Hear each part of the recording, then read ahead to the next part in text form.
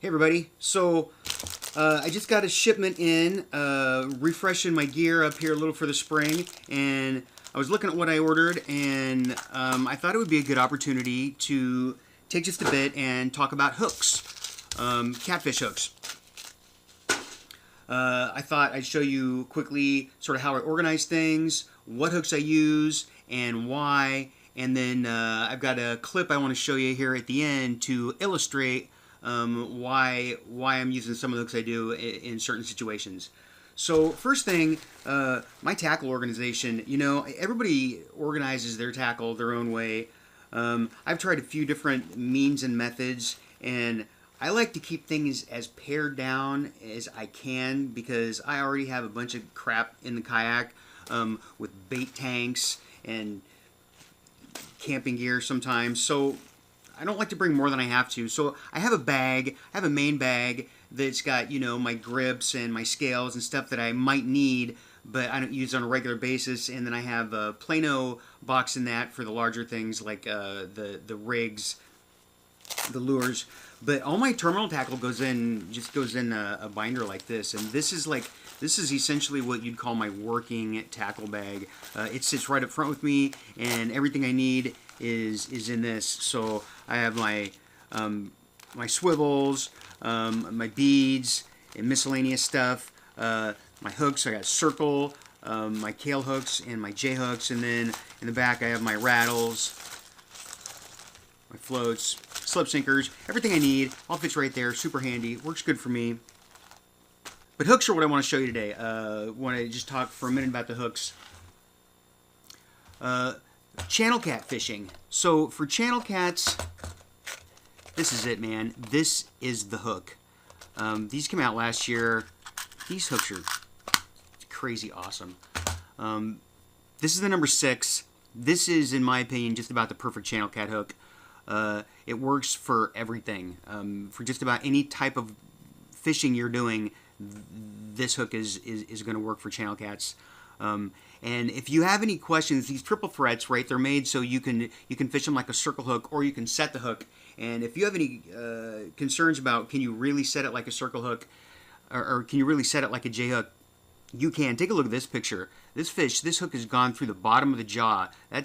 You don't see many circle hooks hooked up in a fish's mouth like that. That was because that was an actual hook set. So love these things. So I have these obviously in bulk. I also, for channel cats, will use the J hooks, the number 6, if I'm fishing under a float, or if I'm if I'm using like a finesse rig because the bite is light. I'll downsize to these. So those are the channel cat hooks. I mean, those two are pretty much all I'm using for channel cats 90% of the time. Flatheads are a different story. So my go-to flathead hook these days is the Circle Kale. This is number 8, Octopus Circle Kale. I used to use just the regular circle hooks, and I like them because I like circle hooks. I did offset them a little more on my own, but I found like a lot of times I'm fishing with short line, and I've just discovered that I get a much better hookup ratio with these. I don't know. I like these a lot. So I should say, for night fishing, at nighttime they're roaming more, they're patrolling, so you'll get a bite and they will move off with it and load up your rod. So circle hooks work just fine for that. During the daytime, sometimes you have to go to them, and if they're in a pretty neutral mood, you have to get the bait right in front of their face, and they'll suck it in, and then they won't turn. They have nowhere to go. They don't need to go anywhere. And that can be sort of aggravating with a circle hook, and what I found was with the regular circle hooks, I was having trouble getting hooked up. With these, I've found that I can actually, if I know I've gotten bit and they're not taking off with it, I can lead them out of the cover or away from where they are, and it seems like you can lead them a little ways, and if you get to a current change or too far from where they're wanting to hold, then they'll turn because they want to go back. And then the rod will load up properly, and the hook will set itself. What I found this last year, though, was that I was doing more experimenting with just suspended baits, and not even in really deep water, sometimes just like 6 feet suspended directly below me, putting the bait right exactly where I wanted it. And I found that the fish, I couldn't lead them anywhere. If they would take the bait and not move off, they would just sit there, and I didn't have enough line out to move them into a position where they'd want to turn. So that's where the straight J hooks come in. So these are, where are they at here? These are, here we go. These are the number 8s. Right, so these are the regular number 8 J hooks. They're the same thinner gauge wire as the Circle K's that I like. So in a situation where I'm fishing suspended, and I don't think I'm going to have an opportunity to necessarily lead that fish someplace if they take it and set with it, J hooks are the money. That's where it's at. If I'm going with a bigger bait, then I might go to the number 10, the 10-aught J hooks. These are a thicker gauge wire. These are the same gauge as the number 8 triple threats, right? So you've got, let me show you the difference here. Very, very quickly we'll do this. These are the number 6 triple threats. These are the number 8 triple threats. The reason why I don't use these for the flathead is because these are a much thicker gauge, and it seems like my baits don't do as well with these, which is why I like the thinner gauge wire of the Circle K's, right? So this is an 8 Circle K. This is an 8 triple threat. The 8 triple threat is much heavier gauge wire. The 8 triple threat is the same gauge as the number 10 J hook. So if I'm using a bigger bait, I could use either one of these. They could handle a gauge this thick, but it seems like I have a little more gap with the J's, so I like these. If I'm using cut bait, a big chunk of cut bait, where I don't have to worry about it hurting the bait at all, then I'll definitely use the number 8 triple threat. So that's sort of a brief rundown on the different hooks that I'm using and why. And now I want to show you just a little clip here.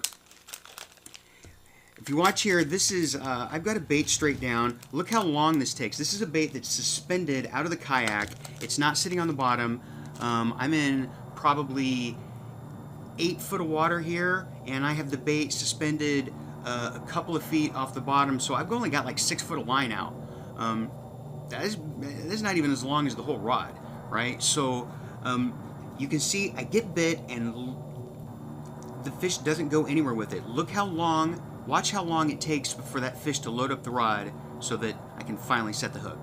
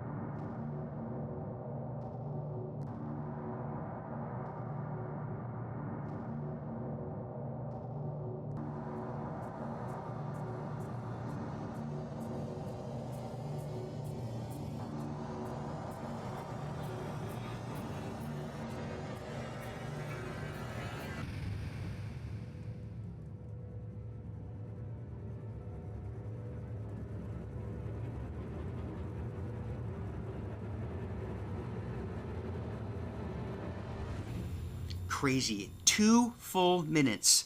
That's how long it took from the time I knew I got bit until he'd actually loaded up the rod. And this wasn't a giant fish, but I've caught big fish that do the same thing. They suck it in, they sit there with it. And very difficult with a circle hook to get a hook set. So in short line situations, J-hooks definitely the way to go. If you're casting out, circle hooks are fine. They're what I like to use because you can move the fish and you can get it to turn. At least I've had success with that. So I hope this clarified a little bit about what hooks I'm using and why. If you have any questions about the hooks, about comparing them, or something I missed or didn't elaborate on, post it down in the comments and I'll be happy to answer that. Otherwise, thanks for watching. Hope you got some information here that was useful for you, and we'll see you next time.